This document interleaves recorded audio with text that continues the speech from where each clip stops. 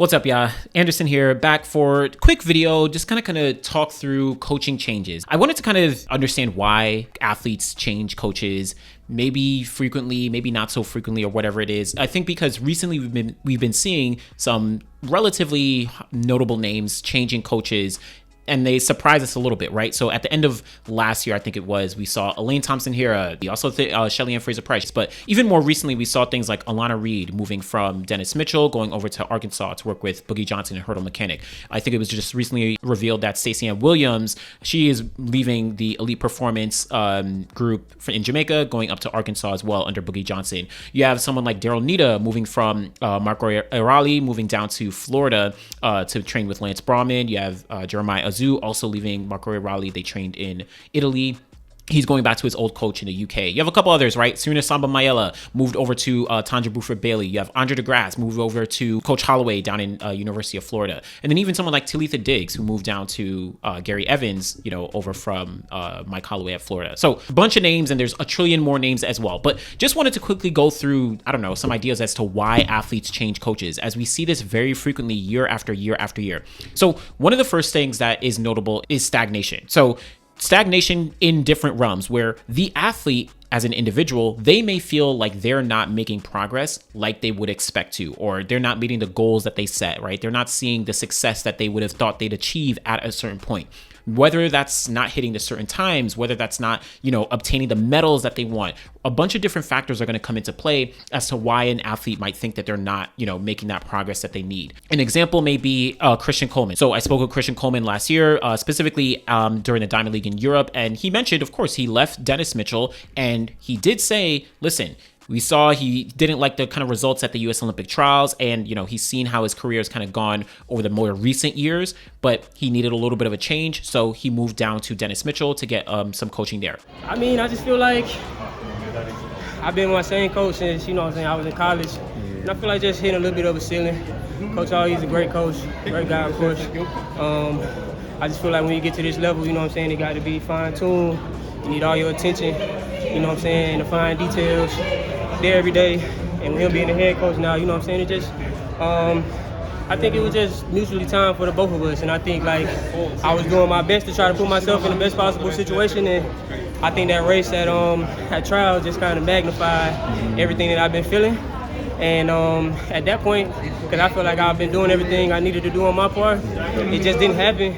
He clearly saw that something wasn't working in his current setup, and he wanted to make a change, so he moved down to Dennis Mitchell. You might have something like Daryl Nita. Now, not to say that is the case with Daryl Nita, as she's seen a lot of success, but maybe there's a case where Daryl is looking at, okay, I've been making progress specifically in the 200 and in the 100, made the Olympic final in both at the Paris Olympics just this past year, but she is not getting onto the medal stand, right? She's not, running those 10.8. She's not breaking 22 seconds yet. She's not maybe seeing the progress that she would like. So maybe going down to Lance Brahman is going to be a little bit of a help, right? That's one theory that would come into play. But then on the flip side, you also have some athletes who maybe might not see the progress that they want, but then the coach has like a longer term goal for them. And they're like, listen, we're looking a little bit longer term. Maybe you're not seeing the immediate progress and you should kind of stay where you're at. Who knows? That dynamic can come into play in some capacities as well. The other thing that I do want to note, and this kind of does come into play when I mentioned Christian Coleman, I mentioned Daryl Nita, not their cases specifically, but in different cases, you have the sponsors, right? I think last year or 2 years ago, I did a video on Michael Norman talking about how he moved from Quincy Watts over to John Smith. He eventually does move back to Quincy Watts now. That's like sponsor coming into play. That was like a Nike case where Nike probably wants their athletes to be under a Nike coach. But you also have that come into the fold with all other athletes as well. Someone who is sponsored by Adidas is going to want them with their coaches who would be a Lance Brahman, who would be a Tanja Buford-Bailey. Even Puma, you remember Marcel Jacobs, he moved from Italy down to Florida to train with Raina Ryder. Raina Ryder is a Puma coach. Now, I know Marcel had some different reasons, as him being in Italy, it's like he's larger than life and maybe he couldn't train in the proper way that he would like. But sponsors and the shoe companies are something that does come into play in how athletes are going to navigate and move. Wouldn't be surprised. You saw someone like Serena Samba-Mayela. She did move to Tanja Buford-Bailey, who is an Adidas coach. So these things are going to be coming into play when athletes are changing coaches. Another thing that's really interesting is specialization. So some athletes may be working with a coach, but they're maybe like a generalist, or maybe they have their hands in different pots, and there's going to be certain other coaches who are specialists in what they do. So An example would be Talitha Diggs. She recently announced that she left Coach Holloway up at Florida, and she's moving, still in Florida, but down to Orlando to train with Gary Evans. Training with Gary Evans in Orlando, Florida. Empire Athletics. I knew that I needed, some more specialized. Like Coach Holloway's an amazing coach. Like always hold him very high, and I, hold him as one of the best coaches in the world. So yeah, transitioning, I was like, okay, look, I'm gonna go to Gary Evans, and he's a 400-meter guru. So I was like, I don't think it's that hard of a choice, but I talked to him, and we talked, and I had told him what my vision was and my goals, and like some of the different things I wanted to do, and he was like, okay, like let's do it. Gary Evans is like one of the best 400-meter coaches, obviously sprint coaches as a whole, but like this guy is a 400-meter coach, right? You're talking about Matthew Hudson-Smith, Kyron McMaster, Steven Gardner. He's coached Shauna Miller-Weibo. He's coached a lot of athletes who are high quality in the 400. That's what Talitha Diggs was looking for. Now, that's not to say that Coach Holloway isn't an amazing coach, but again, there's some coaches who are going to be a little bit more specialized in certain events. Another example would be someone like, Lance Brahman as an example, where Lance Brahman, he does have, Caleb Dean just moved to the group, and of course in the past, I know he's definitely had some hurdlers, but he's not like a hurdle expert coach. He has Noah Lyles, he has Jareem Richards, he has Chekna Traore, he has Gina Lukenkemper. He has a couple other, athletes who are like sprinters across the board. He worked with Wade Van Niekerk, Shauna Miller-Weibo. But then you look at someone like Boogie Johnson or Chris Johnson over at Arkansas. They are like hurdle coaches. Literally, Boogie Johnson is the hurdle mechanic. Coach Anna Cockrell, Coach Dalila Muhammad, right? There's a couple athletes in that group that are hurdle coaches. So athletes might want some of that specialization to be able to like progress their career a little bit. Another thing that I think does maybe get overlooked a little bit is kind of life changes or career changes and things like that. But when you talk about life changes, athletes starting families, right? They may start a family and want to move somewhere different, and they might not be able to stay with their current coach, have to get a new coach, or B, they might be coming off, some life events and want to transition into a coach who's going to work with them a little bit more, a little bit better, and provide them with a little more care. An example that comes to mind is Christina Clemens, who one of the best hurdlers in the United States over the past, decade or so, since like 2012 when she was NCAA champion.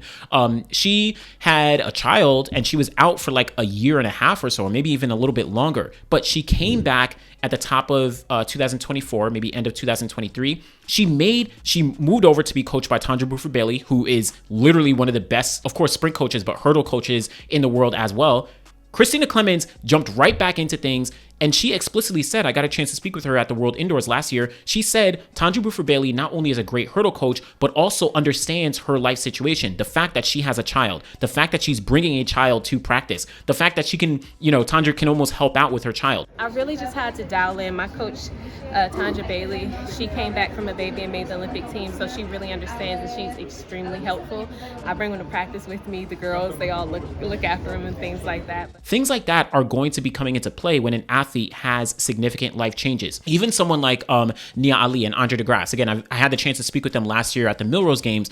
Nia Ali explicitly said, listen, we have kids, we have a family, and moving kids around, having them change schools, those things are going to factor in to how they're planning out their life moving forward, specifically when it comes to to coaching changes and to the trajectory of their career. I mean, that's the thing about family, like we make most of our decisions based off of the family as a whole. So, last year we went to Orlando, we switched coaches. We thought that would be like the right move at the time to make.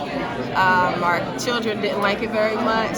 It was too much to pull them away from their friends, and then we kind of like in the middle of the year just trying to dump them into a new school. Like everything was very hard logistically.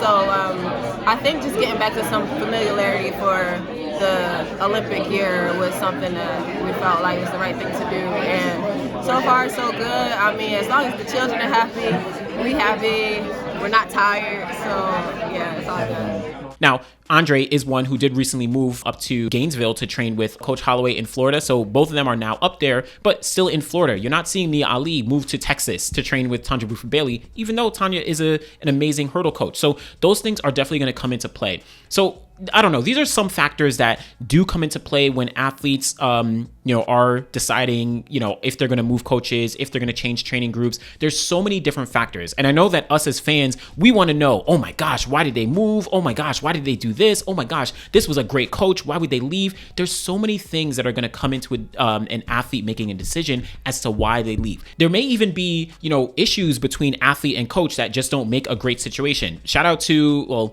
a couple athletes I've spoken to where they were very clear that like certain situations just did not work for them because of their coach athlete dynamic, and they eventually made a move and it worked out perfect. And again, sometimes it's going to be mutual, and the athletes and the coaches, they're going to understand. So I don't know, just wanted to kind of talk through this a little bit to get some, insight and to like provide some insight into why athletes actually change coaches. I can go through a list of, athletes who have changed coaches like I did at the top. Those are just the most recent, but every single year we see all these things occur. So go in the comments, let me know what you think about recent coaching changes that we've seen. Again, I mentioned a whole bunch at the top, but let me know any others that you might know of. There's probably going to be more coming over the next couple weeks, months, who knows what it might be. But always appreciate y'all. Be sure to like the video, subscribe to the channel. We'll be back again next time. Thanks for watching, y'all.